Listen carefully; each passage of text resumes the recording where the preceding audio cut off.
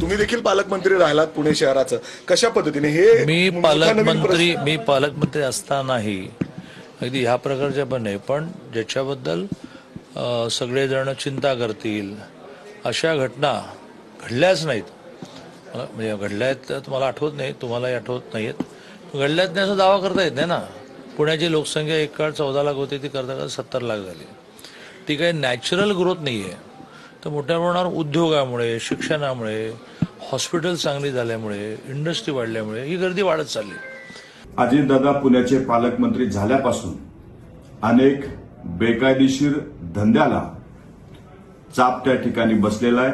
जे लोक बेकायदेशीररित्या तिथं व्यवसाय करत होते त्यांच्यावरती प्रशासनाच्या माध्यमातून कारवाई त्या ठिकाणी अजितदादांनी केलेली आहे.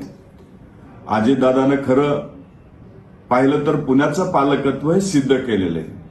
काही लोक पालकमंत्री म्हणून त्या ठिकाणी राहिले आणि खुर्च्या गरम करून गेले, पण पालकत्व हे काय असतं हे अजितदादांनी आपल्या कामाच्या माध्यमातून दाखवून दिले.